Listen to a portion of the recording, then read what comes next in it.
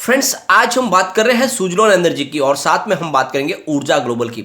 Suzlon energy हो या ऊर्जा ग्लोबल हो, स्टॉक तो बहुत ही ज़्यादा मजबूत है, लेकिन मार्केट के अंदर स्थिति बहुत ज़्यादा खराब हो गई है। बाजार में कभी भी बड़ी गिरावट की संभावना बन रही है। बहुत सारी खराब बातें निकल के आ रही है बाजार को लेकर। अब वो क्या है बातें जानेंगे इस वीडियो के माध्यम से।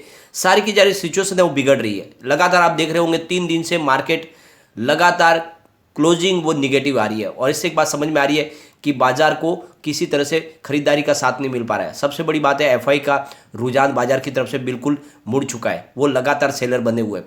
ऐसे में क्या सुजलॉन एनर्जी की स्ट्रेटेजी रह सकती है और क्या ऊर्जा ग्लोबल की स्ट्रेटेजी रह सकती है। लगातार ऊर्जा ग्लोबल में लोअर सर्किट लग रहे हैं, सुजलॉन भी काफ़ी नीचे है, लेकिन यहाँ पे सबसे बड़ी बात है कि इनसाइडर ट्रेडिंग की जो खबर निकल के आ रही है उससे एक बात समझ में आ रही है कि लगातार प्रमोटर अपनी होल्डिंग कम कर रहे हैं। इसके पीछे क्या वजह है, इससे आगे अब क्या संभावना बन रही है, क्या कुछ चेंजेस आने वाला है सुजलॉन एनर्जी में। दूसरी तरफ जो बाजार का रुख है उससे हमें क्या करना चाहिए, क्या सुजलॉन एनर्जी में हमें इस समय इन्वेस्टमेंट करना चाहिए या फिर हमें प्रॉफिट बुक कर लेना चाहिए, क्या रहेगी हमारा लॉन्ग टर्म नजरिया और क्या रहेगा शॉर्ट टर्म नजरिया। तो सारी संभावनाओं को तलाशेंगे इस वीडियो के माध्यम से। जिस तरह से ऊर्जा ग्लोबल लगातार गिर रहा है, ऊपर के लेवल से लगभग आधा हो चुका है, तो क्या इस समय हमें वहां से एग्जिट हो जाना चाहिए। वैसे तो इन दोनों की बाइंग प्राइस 6 रुपये के आसपास है, लेकिन अब वो काफ़ी हमारी प्रॉफिट है वो खत्म हो चुकी है। तो ऐसे में अब क्या रास्ता हमारे बचता है, क्योंकि बाजार में सबसे बड़ी बात है वीकनेस बहुत ज़्यादा हो गई है। इसके पीछे बहुत सारे रीजन है जिनको डिस्कस करेंगे इस वीडियो के माध्यम से। लेकिन फ्रेंड, उससे पहले अगर आप पहली बार हमारे चैनल पे आए तो चैनल को सब्सक्राइब कर दीजिए, एक बेल आइकॉन दबा दीजिए ताकि जब भी नया वीडियो बने पहला नोटिफिकेशन आपको मिले। वीडियो पसंद आए तो लाइक शेयर जरूर कीजिए। चलो फ्रेंड, वीडियो स्टार्ट करते हैं। मैं हूं आपका दोस्त एस बी दवे और हमारे अपने चैनल ऑनलाइन कमाई में आपका बहुत बहुत स्वागत है।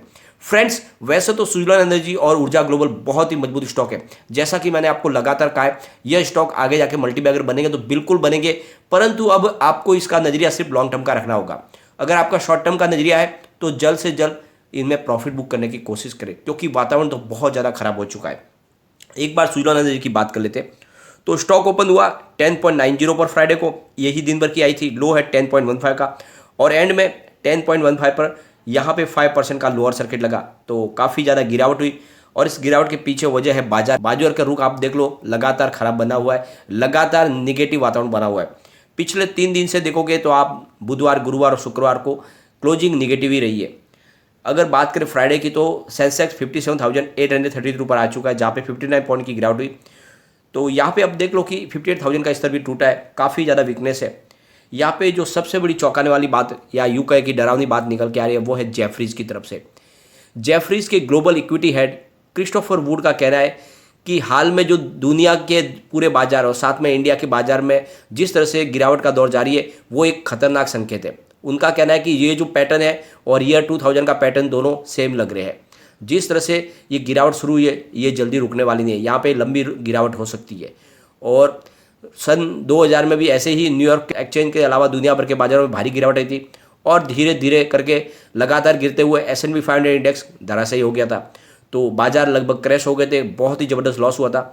और उस समय भी बहुत सारी .com कंपनियों में लॉस हुआ था। इस बार भी IT कंपनियों में लगातार गिरावट जारी है। आप देखो तो फेसबुक में भी बहुत ज़्यादा गिरावट हो चुकी है। हमारे यहाँ पे जोमेटो और जितने भी नए लेटेस्ट IPO आए उनमें सब में भारी गिरावट है, काफ़ी ज़्यादा लॉस में चल रही है। सारे के सारे अपने IPO प्राइस से नीचे चल रहे हैं और ऐसे में ये वातावरण जो बन रहा है ये बहुत ज़्यादा खतरनाक है। तो उनका कहना है कि बाजार में बड़ी गिरावट हो सकती है, तो ऐसे में हमें भी थोड़ा सा संभल के रहने की ज़रूरत है। फ्रेंड्स, इंटरनेशनल मार्केट भी सारे के सारे गिरावट के साथ सिग्नल दे रही है, इशारा है कि बाजार में गिरावट हो सकती है। यहाँ पे US की तरफ से जो बाइडेन ने कहा है कि जल्द से जल्द युद्ध कर सकते हैं पुतिन, और इन्होंने निर्णय ले लिया है कभी भी युद्ध हो सकता है। और अगर युद्ध होगा रसिया और यूक्रेन का तो आप समझ लो बाजार पे उसका बहुत ज़्यादा निगेटिव इफेक्ट होगा और इंडिया के अलावा इंटरनेशनल जितने मार्केट है वहाँ पे बड़ी गिरावट हो सकती है। तो बहुत सारी जो है निगेटिव बातें निकल के आ रही है मार्केट के लिए। ऑलरेडी हमने मार्केट में वीडियो भी बनाया, कल आप जाके उसमें देख सकते हैं। सारी बातें डिटेल से दी गई है कि क्यों बाजार में खतरा मंडरा रहा है।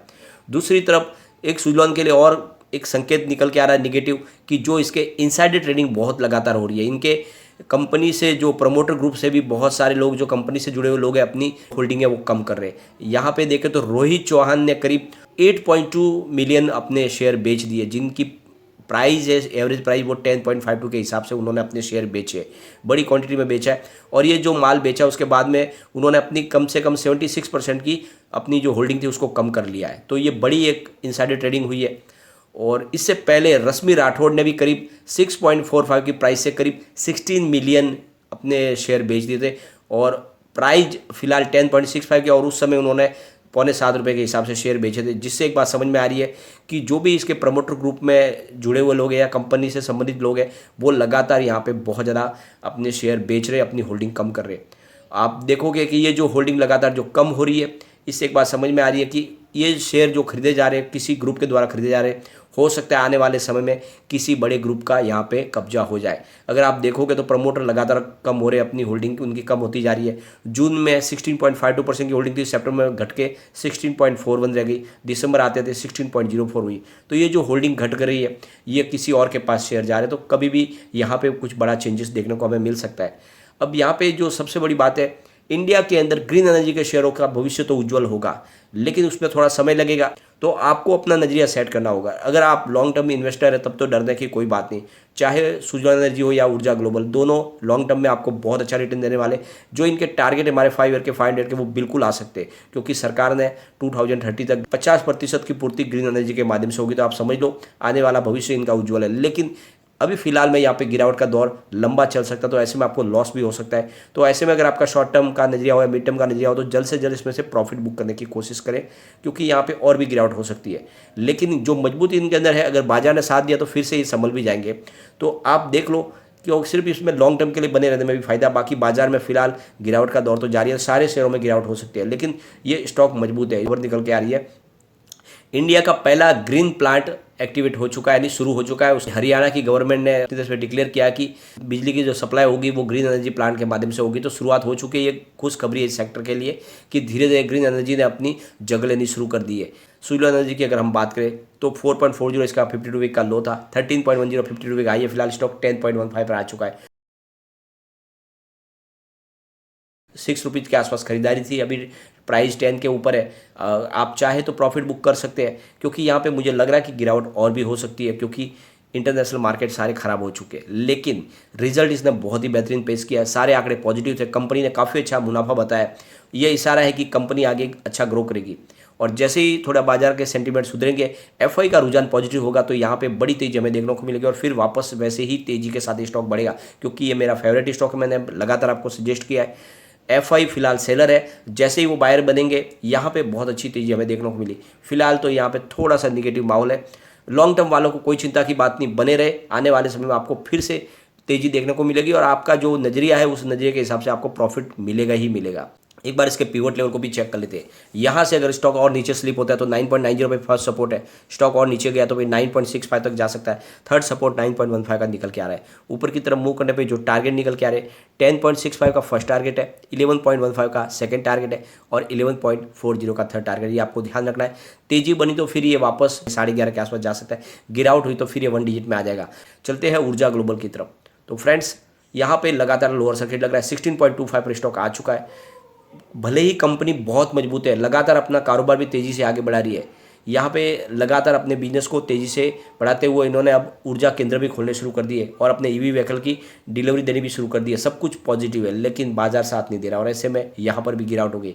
तो आप अगर लॉन्ग टर्म वाले इन्वेस्टर है तो कोई चिंता की बात नहीं, बने रहे। लेकिन शॉर्ट टर्म इन्वेस्टर है तो अगर आपको प्रॉफिट मिल रहा है तो प्रॉफिट एक बार बुक कर ले। और भी गिरावट की संभावना बन रही है, क्योंकि बाजार आगे भी निगेटिव रह सकता है। यहाँ पे अगर हम देखें इसके वॉल्यूम को तो लगातार कम हो रहा है। पिछले 1 महीने पहले इसका 44 लाख रुपीज़ का वॉल्यूम था, 1 वीक पहले 44 लाख रुपीज़ का ही वॉल्यूम था। गुरुवार को 36 लाख रुपीज़ का वॉल्यूम था, लेकिन फ्राइडे को मात्र 60 लाख रुपीज़ का वॉल्यूम होता है। ये कम जो वॉल्यूम है, ये इशारा है कि लोग यहाँ पे अपना माल बेच कर निकलना चाहते हैं। तो आप अपने हिसाब से निर्णय ले सकते हैं। सुजलान एनर्जी और ऊर्जा ग्लोबल आने वाले समय में डेफिनेटली 500 को टच करेंगे, लेकिन उसके लिए आपको 5 साल के लिए अपने स्टॉक को होल्ड करके रखना होगा। लेकिन फ्रेंड, कोई भी इन्वेस्टमेंट करने से पहले अपने फाइनेंशियल एडवाइजर से एक बार एडवाइस ले ले या अपना खुद का रिसर्च करें, क्योंकि मैंने वीडियो आपके एजुकेशनल पर्पज के लिए ही बनाया। वीडियो पसंद आए तो लाइक से जरूर कीजिए और चैनल को सब्सक्राइब कर दीजिए। Thank you.